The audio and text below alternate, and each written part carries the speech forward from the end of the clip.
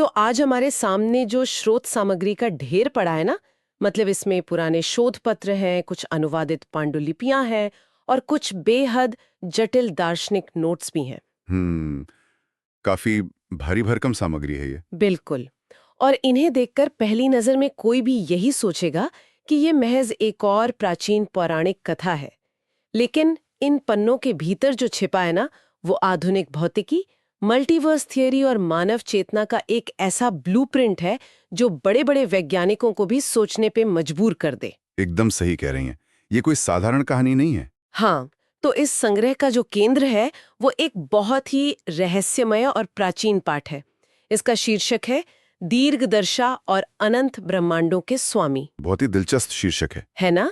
आज की इस गहन चर्चा का मिशन केवल एक पुरानी कहानी का पाठ करना नहीं है।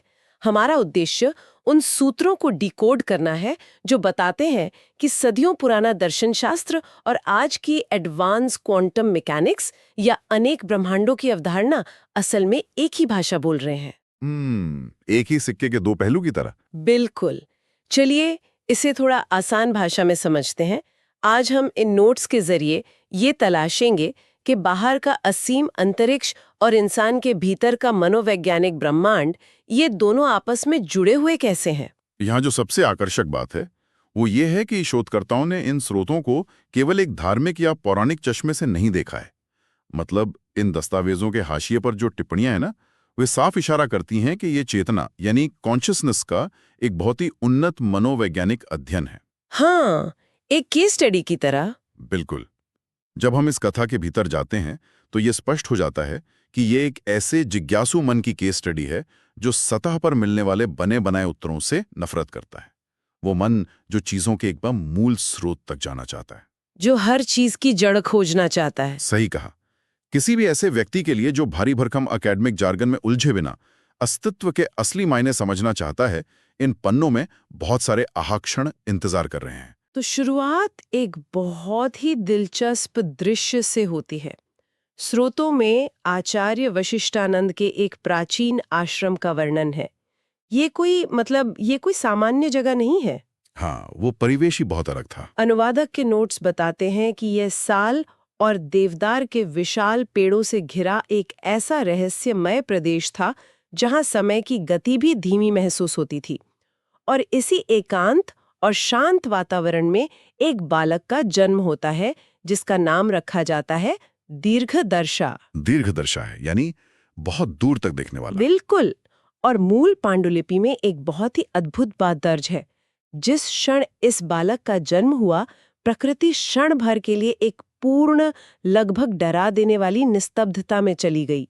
एक सन्नाटा छा गया। हाँ, हवा की सरसराहट रुक गई, जंगल के पक्षियों ने चहचहाना बंद कर दिया, हवा में एक अजीब सा ठहराव आ गया था।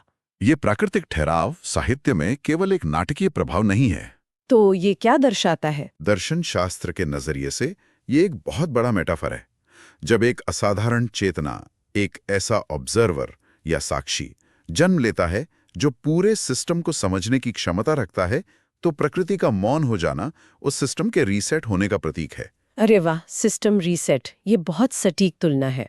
आचार्य वशिष्ठानंद ने उस नवजात को देखकर जो पहली बात कही थी, वो स्रोतों में हाईलाइट की गई है। उन्होंने कहा था कि इस बालक की आंखों में सिर्फ प्रश्न नहीं है, बल्कि उत्तरों का पूरा ब्रह्मांड छुपा है। और ये भविष्यवाणी उस बच्चे के शुरुआती विकास में बहुत स्पष्ट रूप से दिखने भी लगी थी।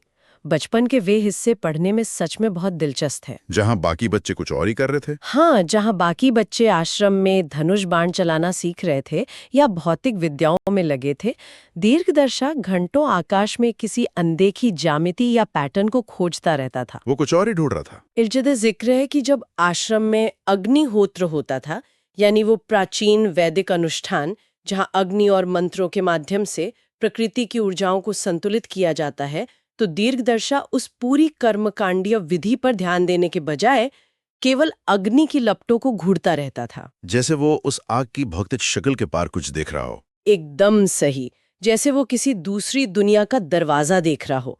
उसकी बुनियादी उलझन ये थी कि शास्त्रों में जो लिखा है वो अंतिम सत्य कैसे हो सकता है। एक सच्चा वैज्ञानिक दिमाग। बिल्कुल। फिर स्रोतों में उस दिन का जिक्र आता है जिसने इस पूरी कथा की दिशा बदल दी। एक बहुत बड़े यज्ञ का आयोजन चल रहा था। त्रिमूर्ति को आहुतियां दी जा रही थी, सृष्टि के रक्षक को और सृष्टि के संहारक को। एक बहुत ही पवित्र अनुष्ठान। अचानक आहुति देते समय दीर्घदर्शा के हाथ में घी से भरा लकड़ी का वो चम्मच बीच हवा में रुक जाता है। एकदम फ्रीज हो जाता है। हाँ, यहाँ पर बात सच में बहुत दिलचस्प हो जाती है। ये एक बहुत ही महत्वपूर्ण प्रश्न खड़ा करता है, क्योंकि वो हवा में रुका हुआ चम्मच केवल एक शारीरिक क्रिया का रुकना नहीं था, वो एक बहुत गहरी संज्ञानात्मक यानी कॉग्निटिव दरार का प्रतीक था। कॉग्निटिव दरार मतलब उसके दिमाग में कुछ बहुत जोर से टकराया। बिल्कुल, एक विचार ने उसके दिमाग को इतनी जोर से हिट किया कि उसका मोटर फंक्शन 1 सेकंड के लिए सस्पेंड हो गया। और उस सस्पेंशन के बाद जो सवाल उसने अपने गुरु से पूछा, वो इस पूरी स्रोत सामग्री का सबसे भारी हिस्सा है। दीर्घदर्शा ने पूछा कि हम इस ब्रह्मांड के रक्षक और संहारक को आहुति दे रहे हैं, ये तो ठीक है, लेकिन शास्त्री ही कहते हैं कि ऐसे ब्रह्मांड तो असंख्य हैं, अनगिनत ब्रह्मांड है। तो क्या हर एक ब्रह्मांड के लिए अलग त्रिमूर्ति है? क्या उनका अपना अलग मैनेजमेंट सिस्टम है? ये बहुत ही तार्किक सवाल था। और उसने आगे पूछा कि यदि ये ब्रह्मांड अनगिनत है, तो उन सब की निगरानी करने वाला, उन सब के ऊपर कौन है? क्या कोई एक ऐसा परम स्रोत है जो इन सभी मल्टीवर्स के बनने और बिगड़ने को एक साथ देख रहा है? यह मानव मनोविज्ञान की उस चरम अवस्था को दर्शाता है जो सीमाओं या छोटे डिब्बों में बंधना अस्वीकार कर देती है, जो किसी बाउंड्री को नहीं मानते। एक सच्चा खोजी मन केवल नियमों को या एक सीमित लोकल अथॉरिटी को मानकर संतुष्ट नहीं होता, वो उस नेटवर्क के मेन सर्वर तक पहुंचना चाहता है। मेन सर्वर, हाँ। और गुरु वशिष्ठानंद का उत्तर भी उतना ही गूढ़ था। उन्होंने बताया कि उस परम सत्ता को, उस सेंट्रल नोड को कुछ महर्षि महेश्वर कहते हैं। महेश्वर, वह सत्ता जो अनंत सृष्टियों की अधिष्ठाता है। लेकिन गुरु के नोट्स में एक कड़ी चेतावनी भी दर्ज है। उस परम सत्य को जानने की एक कीमत है, और वो कीमत पैसा या कोई साधारण तपस्या नहीं है। बिल्कुल नहीं, बल्कि अपनी पहचान, अपना अहंकार और अपनी वो हर एक परिभाषा है जिसे एक इंसान खुद को पहचानता है। वो सब दांव पर लगाना पड़ता है, अपना पूरा अस्तित्व मिटाना पड़ता है। दीर्घदर्शा ने बिना एक पल गंवाए उस कीमत को चुकाने का फैसला कर लिया। इसके बाद स्रोतों में एक बहुत ही सघन और रहस्यमयी प्रयोग का वर्णन है। गुरु नदी के किनारे एक विशेष स्थान को शुद्ध करते हैं और वो आसन तैयार करते हैं। वहां कुशासन यानी एक खास तरह की पवित्र और ऊर्जारोधी घास का आसन तैयार किया जाता है और उस पर मृग चर्म बिछाया जाता है ताकि धरती का गुरुत्वाकर्षण और ऊर्जा ध्यान में बाधा न डालें। एक परफेक्ट इंसुलेशन। गुरु उसे एक ऐसी प्राचीन जपमाला सौंपते हैं जिसे कई पीढ़ियों के सिद्ध ऋषियों ने इस्तेमाल किया था। जैसे ही दीर्घदर्शा उस आसन पे बैठता है, ध्यान की गहराई के 4 अलग-अलग प्रहरों या फेजेस का वर्णन शुरू होता है। और ये हिस्सा पढ़ते हुए ऐसा लगता है जैसे हम कोई आधुनिक न्यूरोसाइंस का मैनुअल पढ़ रहे हों। सच में बहुत ही वैज्ञानिक वर्णन है। अगर हम इन 4 प्रहरों का तार्किक और मनोवैज्ञानिक डिकोडिंग करें तो ये डिफॉल्ट मोड नेटवर्क को शट डाउन करने की एक बहुत ही सटीक प्रक्रिया लगती है। तो पहले प्रहर में क्या होता है? स्रोतों के अनुसार पहले प्रहर में मंत्र और दीर्घदर्शा की सांसों की लय एक हो जाती है। आधुनिक विज्ञान इसे अल्फा ब्रेनवेव स्टेट कहता है, जहां मन शांत होता है और बाहरी शोर कटना शुरू होता है। और दूसरे प्रहर में शरीर का बोझ, गुरुत्वाकर्षण का एहसास और घुटनों की पीड़ा पूरी तरह गायब हो जाती है। ये सेंसरी डिप्रिवेशन की वो स्थिति है जहां मस्तिष्क भौतिक शरीर से सिग्नल लेना बंद कर देता है। तो तीसरे प्रहर में क्या होता है? तीसरे प्रहर में जो होता है वो सबसे जटिल है। मन की गहराई में दबी हुई पुरानी स्मृतियां, डर और इच्छाएं सतह पर आती हैं और फिर विलीन हो जाती हैं। ये बिल्कुल वैसा ही है जैसे किसी कंप्यूटर की रैम को क्लियर किया जा रहा हो। रैम क्लियर हो रही है, सब कुछ फ्लश आउट हो रहा है। और चौथे प्रहर तक आते आते पूर्ण स्थिरता छा जाती है। कोई विचार नहीं, कोई स्मृति नहीं। इतनी गहरी स्थिरता कि उसके आसपास की प्रकृति और हवा भी उस मौन के साथ सिंक हो जाते हैं। इसी चौथे प्रहर के बाद वो एक ऐसे आयाम में प्रवेश करता है जिसे अनुवादकों ने शून्य या द वॉइड कहा है। द वॉइड, एक ऐसा वैक्यूम जहां ना कोई रूप है, ना गंध, ना कोई ध्वनि। शोधकर्ता यहाँ एक टिप्पणी लिखते हैं कि शुरुआत में इंसानी मन को ये शून्यता बहुत भयानक लगती है क्योंकि उसे लगातार कुछ ना कुछ डेटा प्रोसेस करने की आदत होती है। मन को हमेशा कोई ना कोई इनपुट चाहिए होता है। लेकिन उसी अनंत शून्य में बिना किसी माध्यम के दीर्घदर्शा की चेतना में सीधे एक आवाज गूंजती है और तब जो विजन, जो दृश्य उसे दिखाई देता है, वो किसी भी साइंस फिक्शन फिल्म से ज्यादा भव्य है। उसे महेश्वर का विराट स्वरूप दिखता है। वो वर्णन बहुत ही अद्भुत है। पांडुलिपि के अनुसार उनकी जटाओं में समय एक नदी की तरह बह रहा था। एक ही पल में सतयुग की शांति, त्रेता का संघर्ष, द्वापर की जटिलता और कलयुग का भ्रम सब एक साथ मौजूद थे। समय के सारे आयाम एक ही जगह पर। उनका मुकुट अनगिनत तारामंडलों से बना था। लेकिन जो सबसे चौंकाने वाली बात लिखी है वो ये है कि उनके शरीर के हर रोम में, हर एक पोर में एक पूरा का पूरा संपूर्ण ब्रह्मांड बसता था। अगर हम इसे एक बड़े परिप्रेक्ष्य में देखें तो माहेश्वर ने जो बात कही वो क्वांटम फिजिक्स और प्राचीन वेदांत का सबसे सुंदर मिलन है।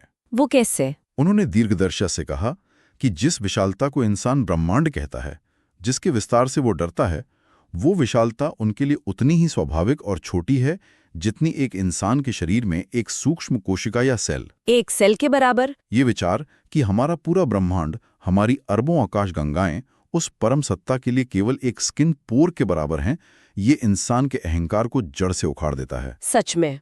स्रोतों में ये भी लिखा है कि दीर्घदर्शा ने उन अलग अलग रोमकूपों के भीतर झांक कर देखा। उसने अलग अलग ब्रह्मांड देखे। एक रोम में ऐसे विचित्र प्राणी थे जो कार्बन आधारित नहीं थे।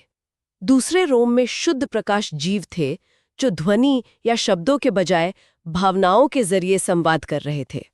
तीसरे ब्रह्मांड में पूरी दुनिया केवल ध्वनि ऊर्जा से बनी थी। ये सब बहुत ही अकल्पनीय लगता है। ये सब पढ़ने के बाद एक हल्का सा मजाकिया ख्याल आता है कि हम इंसान ट्रैफिक जाम में फंसने पर या किसी का मैसेज ना आने पर इतना परेशान हो जाते हैं, और उस परम सत्ता के नज़रिए से देखें तो हमारी पूरी दुनिया, हमारी सारी समस्याएं बस एक कोशिका के अंदर हो रही एक छोटी सी रासायनिक प्रतिक्रिया है। ये एहसास इंसान को अपनी अहमियत पर हंसने का एक अच्छा मौका देता है। बिल्कुल। ये एक बहुत ही सटीक अवलोकन है। जब स्केल इतना बड़ा हो जाता है तो हमारी रोजमर्रा की समस्याएं अपना अस्तित्व खो देती हैं। कुछ भी मायने नहीं रखता। लेकिन इसका मतलब ये नहीं है कि ब्रह्मांडीय स्तर पर कोई समस्या नहीं होती। इसी स्रोत सामग्री का अगला अध्याय एक बहुत बड़े मल्टीवर्सल संकट की बात करता है। वो असुर वाली कहानी? हाँ, महेश्वर दीर्घदर्शा को उस अनंत नेटवर्क में एक वायरस दिखाते हैं। एक अंधकारमय ब्रह्मांड में एक महाशक्तिशाली असुर पैदा हो गया था। ये असुर कोई आम विलन नहीं है जिसे हथियारों से मारा जा सके। वो एक अलग तरह की शक्ति था। स्रोतों में लिखा है कि उसने समय देवों के सिस्टम को हैक कर लिया था और उसे एक ब्रह्मांड से दूसरे ब्रह्मांड में जंप करने की यानी मल्टीवर्स ट्रैवल की शक्ति मिल गई थी। शोधकर्ताओं ने इस असुर की कार्य प्रणाली का जो विश्लेषण किया है वो बहुत ही भयानक है। ये असुर काले धुएं की तरह ट्रैवल करता था और ये केवल उन्हीं लोकों या ब्रह्मांडों में प्रवेश कर सकता था जहां पहले से ही लोभ, हिंसा या अहंकार का कोई छोटा सा भी छेद मौजूद हो। वो कमजोरी ढूंढता था। बिल्कुल, एक कंप्यूटर वायरस की तरह काम करता था जो सिस्टम की कमजोरी या वल्नरेबिलिटी ढूंढकर उसमें घुस जाता है। बुराई या करप्शन की प्रकृति हमेशा से संक्रामक रही है। इस असुर को हम एक आधुनिक सिस्टम वायरस या मैलवेयर के मेटाफर के रूप में देख सकते हैं, जो पूरे नेटवर्क को खराब कर दे। एकदम। जब एक नोड भ्रष्ट होता है तो वो पूरे नेटवर्क को दूषित करने की क्षमता रखता है। अगर किसी एक ब्रह्मांड में लालच या नफरत है तो वो असुर उस ऊर्जा का इस्तेमाल करके अपने लिए एक पोर्टल खोल लेता था। और सबसे बड़ी परेशानी ये थी कि किसी एक ब्रह्मांड के रक्षक या वहां की स्थानीय त्रिमूर्ति उस असुर को पूरी तरह नष्ट नहीं कर पा रहे थे, क्योंकि वो एक जगह रुकता ही नहीं था। जैसे ही एक ब्रह्मांड के देवता उस पर हमला करते, वो अपना डेटा किसी दूसरे ब्रह्मांड में ट्रांसफर कर लेता था। ये ऐसा था जैसे बीमारी के लक्षण त्वचा पर दिख रहे हों, लेकिन इन्फेक्शन खून में फैल चुका हो। आप लक्षण मिटाते, वो कहीं और उभर आता। इस तरह के डिस्ट्रीब्यूटेड नेटवर्क क्राइसिस को लोकल लेवल पर सॉल्व नहीं किया जा सकता। इसके लिए आपको एडमिनिस्ट्रेटिव प्रिविलेज चाहिए होते हैं। एडमिनिस्ट्रेटिव प्रिविलेज मतलब सबसे ऊंची पावर। यानी आपको सीधे उस मुख्य सर्वर या द सोर्स के पास जाना होगा जो सारे नेटवर्क्स को एक साथ एक्सेस कर सके, और यहीं से समाधान का वो महाकाव्य जैसा दृश्य शुरू होता है। वो हिस्सा तो रोंगटे खड़े कर देता है। पांडुलिपि बताती है कि हर एक ब्रह्मांड के अपने अपने लोकल रक्षक होते हैं जिन्हें रुद्र कहा गया है। हर ब्रह्मांड का अपना रुद्र। किसी ब्रह्मांड में रुद्र अग्नि बरसाने वाला महाकाल है, किसी में वो एक शांत नीले रंग का योगी है, तो तो किसी और आयाम में वो केवल ऊर्जा का तांडव करता हुआ एक नर्तक है। अलग अलग रूप में। जब संकट सभी सृष्टियों पर मंडराने लगा तो वे अनगिनत रुद्र, जो वास्तव में अलग अलग फ्रीक्वेंसी की तरंगे थीं, वे अपने महासागर यानी महेश्वर की ओर मुड़ गए। वे सारे रुद्र एक ही बिंदु में कोलैप्स हो गए, उनका विलय हो गया और वे महेश्वर अवतार बन गए। क्वांटम भौतिकी में एक सिद्धांत है जिसे हम क्वांटम एंटेंगलमेंट या सुपरपोजिशन का कोलैप्स कहते हैं। जब सब कुछ एक जगह आ जाता है, जब अनगिनत संभावनाएं एक निश्चित परिणाम के लिए एक बिंदु पर केंद्रित होती हैं, तो अभूतपूर्व ऊर्जा पैदा होती है।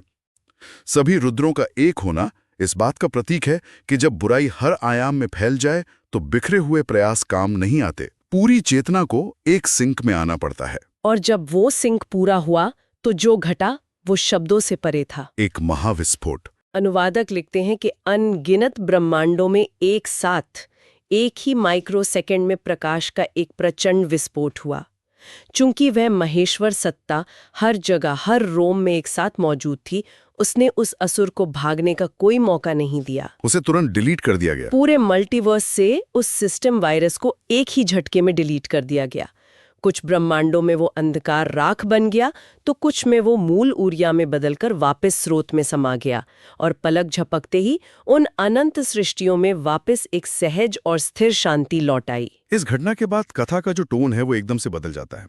इतने विशाल ब्रह्मांडीय स्केल को देखने के बाद मन स्वाभाविक रूप से अपने खुद के अस्तित्व पर सवाल उठाने लगता है। तो आखिर इस सब का मतलब क्या है? दीर्घदर्शा ने भी ठीक यही सवाल पूछा कि उसका अपना वजूद क्या है। उसने महेश्वर की उस विराट सत्ता को देखकर कहा कि इतने बड़े अनगिनत और जटिल ब्रह्मांडों के बीच एक इंसान की हैसियत ही क्या है?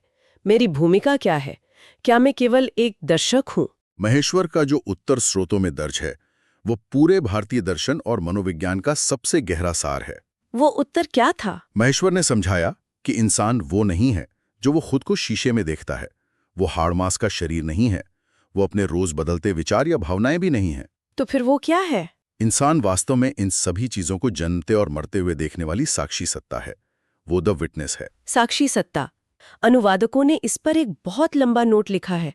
उन्होंने बताया है कि कैसे हर इंसान के भीतर भी वो मल्टीवर्स और वो त्रिमूर्ति लगातार काम कर रही है। हमारे भीतर एक निरंतर ब्रह्मांडीय नाटक चल रहा है। वो कैसे काम करता है? हमारे भीतर पैदा होने वाली बुरी प्रवृत्तियों को, आलस या क्रोध को पहचानना और उसे काटना, ये हमारे भीतर का संहार है। कोई नया विचार, कोई शुभ संकल्प जगाना, ये हमारे भीतर का सृजन है। और उसे बनाए रखना पालन है। एकदम। उस अच्छे विचार को केवल सोचना नहीं, बल्कि रोजमर्रा के आचरण से उसे जीवित रखना, उसे पोषित करना, ये पालन है। और इन तीनों मानसिक और मनोवैज्ञानिक प्रक्रियाओं को जो चेतना बिना किसी जजमेंट के, बिना विचलित हुए शांति से देख रही है, वो शांत साक्षी ही हमारा अपना आंतरिक महेश्वर है। ये सच में एक बहुत बड़ा आहा मोमेंट है। बाहर का महेश्वर उन अनंत गैलेक्सीज और ब्लैक होल्स को चला रहा है और हमारे भीतर का महेश्वर हमारी सांसों, हमारे विचारों की उथल-पुथल और हमारे रोज के निर्णयों को चुपचाप ऑब्जर्व कर रहा है। हम खुद एक ब्रह्मांड हैं। इसी के साथ स्रोतों में एक भविष्यवाणी का भी जिक्र आता है जो बहुत चौंकाने वाली है। कथा के अंत में महेश्वर दीर्घदर्शा से कहते हैं कि आने वाले युगों में मनुष्य लोहे और अग्नि के रथों पर आकाश चीरेंगे, ऊंचे शिखरों पर यंत्र लगाकर आकाश की गहराई नापेंगे और अंधेरी शून्यता में अपने यान भेजेंगे। प्राचीन ग्रंथों में ऐसी बातें पढ़कर अक्सर लोग इसे सिर्फ आधुनिक अंतरिक्ष यान या टेलीस्कोप से जोड़कर खुश हो जाते हैं, जैसे कि वो रॉकेट्स की बात कर रहे हों। लेकिन शोधकर्ताओं ने जो सबसे जरूरी बात हाईलाइट की है वो इन मशीनों का जिक्र नहीं है, बल्कि उसके पीछे छिपी दार्शनिक चेतावनी है। चेतावनी कैसे? महेश्वर ने आगे कहा था कि एक समय आएगा जब वैज्ञानिक इस बात पर बहस करेंगे कि अनेक जगत हैं या नहीं, लेकिन वे लोग केवल तारों की गिनती करने, ग्रहों की दूरी नापने और भौतिक विस्तार को नापने में ही उलझकर रह जाएंगे। वे बाहर का ब्रह्मांड नाप लेंगे, लेकिन उस चेतना को भूल जाएंगे जो ये सब नाप रही है। और इसीलिए ये कथा महत्वपूर्ण है। महेश्वर ने कहा कि जो सच्चे खोजी होंगे, जो केवल डेटा और इन्फॉर्मेशन से संतुष्ट नहीं होंगे, बल्कि उस मूल सत्ता को खोजना चाहेंगे, उनके लिए ये संवाद एक बीज का काम करेगा। ये ज्ञान और इन्फॉर्मेशन के बीच के अंतर को बहुत खूबसूरती से स्थापित करता है। ज्ञान केवल पढ़ने से नहीं आता। बिल्कुल। ज्ञान केवल पन्नों को रटने या थियरीज को पढ़ लेने से नहीं आता। ये एक जीवंत अनुभव है। जब कोई व्यक्ति अपने अहंकार को किनारे रखकर खुद को एक साक्षी भाव में स्थापित कर लेता है, तब उसे समझ आता है कि वो इस विशाल ब्रह्मांडीय समुद्र से अलग कोई छोटी सी बूंद नहीं है। उसने केवल खुद को एक बूंद समझने का मनोवैज्ञानिक भ्रम पाल रखा था। इसी गहरे एहसास के साथ शून्य का वो विराट दृश्य धीरे धीरे सिमटने लगता है। पांडुलिपि के अंतिम पन्ने बताते हैं कि दीर्घदर्शा की चेतना वापस शरीर में लौटती है। उसे एक हल्का सा झटका लगता है और वो वापस उसी नदी के किनारे आंख खोलता है। वो वापस भौतिक दुनिया में आ जाता है। रात अभी भी थी, अमावस्या का वो घना अंधकार भी वैसा ही था, हवा भी वैसी ही चल रही थी, लेकिन उसके भीतर की दुनिया पूरी तरह बदल चुकी थी। उसके भीतर का अंधकार हमेशा के लिए मिट चुका था। वो चुपचाप अपना आसन उठाता है और वापस आश्रम लौटता है, जहां गुरु वशिष्ठानंद पहले से ही उसका इंतजार कर रहे थे। और यहाँ इन स्रोतों का सबसे व्यवहारिक और अंतिम पाठ उभर कर आता है। जब गुरु ने उस बालक की आंखों में वो असीम और ठहरी हुई शांति देखी, तो वे समझ गए कि प्रयोग सफल हो गया है। लेकिन उन्होंने जश्न नहीं मनाया। नहीं, लेकिन गुरु ने उसे जश्न मनाने को नहीं कहा। उन्होंने एक बहुत जरूरी बात कही कि अब सबसे बड़ी तपस्या ये नहीं है कि तुम्हें जो परम सत्य दिखा है उसे जाकर तुरंत पूरी दुनिया में डिंडोरा पीट कर बांट दो। हाँ, अनुवादक के नोट्स में इसे बहुत प्रमुखता से लिखा गया है। गुरु ने कहा कि सबसे बड़ा ज्ञान ये सीखना है कि किसे कितना कहना है, किस समय कहना है और कब पूरी तरह मौन रहना है। मौन का महत्व, क्योंकि हर आंख की पुतली हर प्रकार का तेज प्रकाश सहन नहीं कर पाती। जो सत्य के लिए तैयार नहीं है, उसे सत्य देना उसकी आंखों को अंधा करने जैसा है। आज के दौर में जहां हर कोई अपने पास मौजूद हर छोटी सी जानकारी को तुरंत ब्रॉडकास्ट करना चाहता है, ये मौन का सिद्धांत बहुत प्रासंगिक है। सब कुछ तुरंत शेयर करने की आदत है हमारी। ज्ञान को पचाना और सही समय पर सही पात्र को ही उसे देना असली प्रज्ञा है। और अगर हम इन सारे स्रोतों, दार्शनिक नोट्स और इस पूरी चर्चा का एक निष्कर्ष निकालें, तो वो ये है कि जब कोई व्यक्ति बिना किसी स्वार्थ के कार्य करता है, जब वो अपनी ईगो को पीछे छोड़कर सत्य की खोज करता है और ईमानदारी से अपने भीतर के असुरों या अंधकार से लड़ता है, तो वो वास्तव में और कुछ नहीं कर रहा। वो बस अपने भीतर के ब्रह्मांड को जगा रहा है। वो बस अपने खुद के इस छोटे से शरीर रूपी ब्रह्मांड में उस महेश्वर अवतार को सक्रिय कर रहा होता है। ये एक बहुत ही सुंदर और ठहराव देने वाला विचार है। तो इन प्राचीन पन्नों से निकली आज की इस विस्तृत चर्चा को हम एक ऐसे विचार के साथ विराम देते हैं जो किसी को भी गहरे चिंतन में धकेल सकता है। एक सवाल जो हम सबको खुद से पूछना चाहिए। जब भी रात को आसमान की ओर देखकर ये सवाल उठे कि इतने बड़े इस अनंत ब्रह्मांड में हमारा छोटा सा वजूद ही क्या है, तो ये सोचना बड़ा दिलचस्प होगा कि जो चेतना ये सवाल पूछ रही है और जो एक गहरी शांति उस सवाल के पीछे खड़ी होकर उसे चुपचाप सुन रही है, क्या वही स्वयं उन अनंत ब्रह्मांडों का मूल स्रोत नहीं है? एक बहुत ही गहरा विचार है ये। अगर हम खुद ही वो ब्रह्मांड है जो खुद को समझने की, खुद को अनुभव करने की कोशिश कर रहा है, तो फिर बाहर खोजने के लिए बच ही क्या जाता है? इसी वैचारिक मुस्कान और ठहराव के साथ हम आज की इस गहन चर्चा को यहीं समाप्त करते हैं। सुनते रहिए और भीतर खोजते रहिए।